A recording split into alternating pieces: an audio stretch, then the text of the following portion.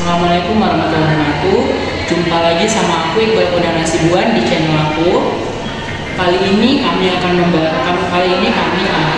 mengadakan podcast yang membahas tentang mental health. Di sini saya mengundang teman saya yang bernama Rismaliza.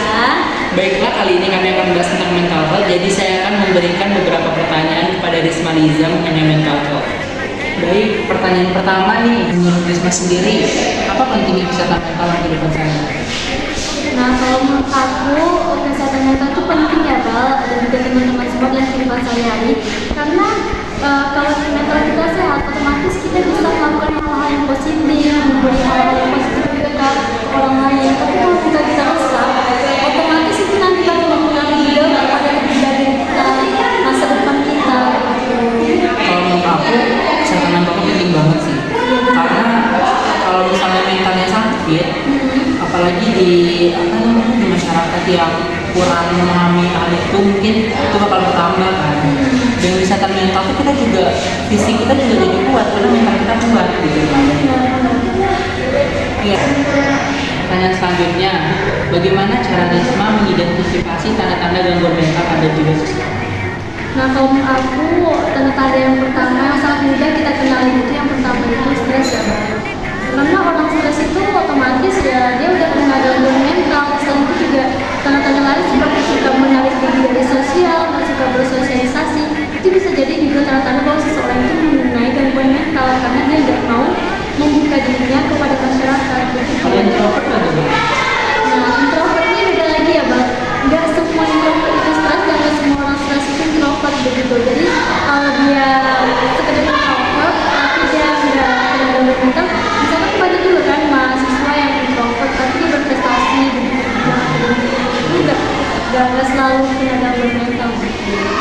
Kalau menurut aku sendiri sih, cara mengidentifikasinya memang dari fisiknya mungkin ya, itu dari cara dia berbicara juga, itu juga dari cara dia melakukan perbuatan kayak gitu tuh bakal nampak sih cara-cara tanda-tanda dia gitu kalau dia kena gangguan. Nah, pertanyaan selanjutnya, bagaimana cara kita mempertahankan kesehatan mental kita di tengah tekanan yang stres? Yang pertama ya, Bal, ya, terkadang gangguan mental itu ada dari orang-orang yang di sekeliling kita. Mungkin aja kita berada di lingkungan yang toksik. Nah, itu kita pandai-pandai lagi mawas diri ibaratnya menyelamatkan diri kita dari lingkungan yang kurang baik. Mungkin itu sih dari aku, Bal. Kayak kalau emang merasa lingkungan yang nggak mendukung dia, nggak membangun diri dia, ya dia bisa tinggalkan hal itu. Jadi dia nggak harus memendam rasa kekhawatiran yang berbeda sehingga dia kena gangguan mental. Kalau misalnya lingkungannya yang Risma bilang tadi toksik itu adalah keluarga, itu bagaimana? Nah, kalau begitu mungkin karena kita sudah dewasa kan, kalau orang dewasa yang mengenai gangguan mungkin dia bisa kayak bilang ke keluarganya, ya tolonglah yang seperti itu menyakiti saya begitu, atau mungkin kita bisa jelaskan baik-baik, atau enggak ya cara sebenarnya kita hindari saja, hindari perdebatan dengan orang-orang sekitar. Yang menurut saya juga seperti itu sih, karena cara mempertahankan kesehatan mental itu yang tahu cuma kita sendiri kan. Mau tekanan stresnya itu cuma yang tahu cuma kita sendiri. Dan masa kita gitu. Jadi bagaimana caranya kita bisa keluar dari lingkungan yang seperti itu ya, bisa berpikir lagi gitu loh caranya gimana. Mau kita menjauhi mereka, mau kita ya udah nggak usah ngomong sama mereka lagi gitu kan. Iya benar. Intinya banyak-banyak mencintai diri sendiri dan membuka hal yang positif untuk diri kita gitu. Selanjutnya menurut Risma, peran olahraga dan aktivitas fisik dalam menjaga kesehatan mental itu apa kamu? Tapi itu olahraga sangat berpengaruh ya, Bal, karena biasanya olahraga itu bisa mengurangi stres. Nih kalau orang kena stres itu biasanya tuh para psikolog tuh mengajarkan dia untuk olahraga. Jadi dia tidak banyak waktu untuk bersedih, meratapi dirinya karena dia sibuk dengan kegiatan yang positif. Seharusnya juga kan, misalnya kayak orang yang mengalami gangguan mental memang tidak boleh dipain sendiri gitu. Dia butuh teman, butuh aktivitas yang mendukung dia. Itu aktivitas yang menyibukkan diri dia untuk tidak melakukan hal-hal yang seperti itu. Selanjutnya, mengapa penting untuk berbicara dengan seseorang tentang masalah kesehatan mental? Karena ya, Mbak, ya, kalau dipendam sendiri itu bisa berbahaya juga sih. Tapi berbicara juga kita lihat orang lain itu. Sebisa mungkin berbicara kepada orang yang sepemahaman tentang hal tersebut. Karena banyak juga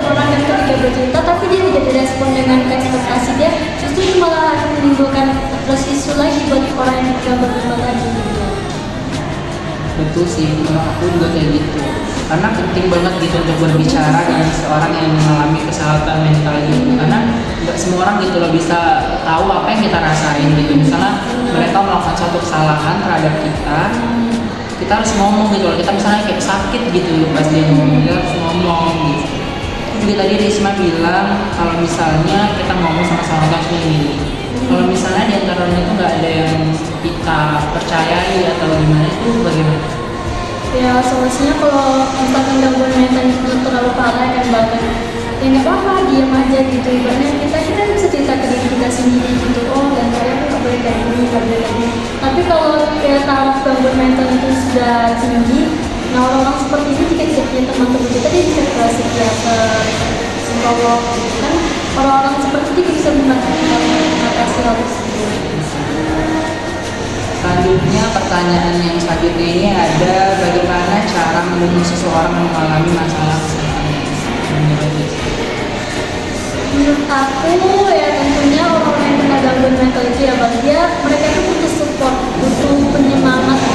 Sebisa mungkin kalau kita mengetahui teman kita terkena gangguan mental tadi, kita berusaha untuk menjaga dia lah, ibaratnya menjaga perasaan dia.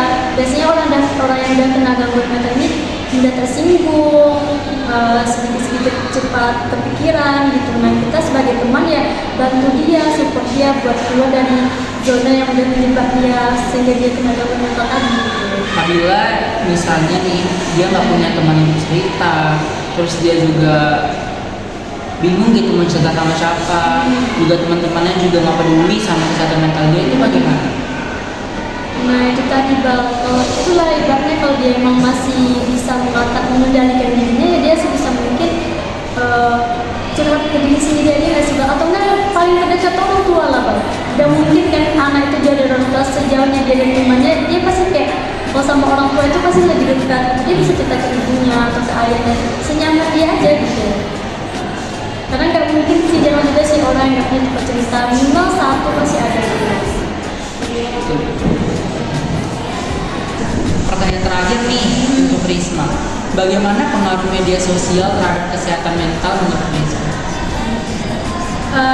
Menurut aku ya Bel ya, mengenai pengaruh media sosial itu ada pengaruh positif dan negatifnya juga terhadap kesehatan mental seseorang. Yang pertama ya Bel ya, sebisa mungkin kita meminimalisir atau mungkin kita nih orang yang kena gangguan mental gitu, dia tidak terlalu suka dengan komen yang tidak senang dirinya, atau dia tidak terlalu senang dengan pandangan orang pada dirinya. Mungkin kita juga batasi akses kita ke media sosial gitu. Jangan apa-apa itu kalau sharing semua di media sosial, itu juga bisa membuat untuk perawatan diri kita juga. Menurut aku juga pengaruh media sosial terhadap kesehatan mentalnya sangat kuat sih, apalagi di era sekarang kan orang apa-apa masih juga masih gadget, masih Instagram. Kita bingung aja orang udah tahu yang ngapain gitu. Mungkin kalau misalnya ada orang yang mengalami kesehatan mental ini tidak memakai gadget dan juga meminimalisir lah untuk membuka diri di sosial media itu, jangan terlalu sharing gitu. Tapi itu aja sih. biasanya kan orang-orang yang mengalami kesehatan mental yang merasa kayak nggak dipeduli, terus dia nyari-nyari perhatian di Instagram atau TikTok kayak gitu kan. Biasanya itu harusnya minimalisir kan. Padahal hal itu juga tidak bisa mengobati gangguan mental dia, dan itu akan memperburuk keadaan dia malah kalau dia terlalu. 3. Oke guys, mungkin hanya itu yang bisa. 3. Jadi kesimpulannya untuk teman-teman mungkin yang mengalami mental health atau ada temannya yang mengalami mental health, mungkin segera diobati kalau misalnya bisa.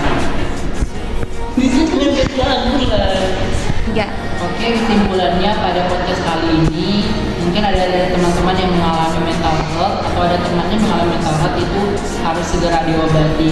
Kalau misalnya nggak bisa diobati, itu cari teman yang bisa untuk teman berbicara yang bisa menerima cerita kamu gitu, biar kamu nggak ngerasa sendiri terus. Oke, terima kasih Arisma udah mau saya undang ke podcast kali ini. Terus juga mungkin ini akhir sesi kita pada podcast kali ini. Sampai jumpa pada video selanjutnya.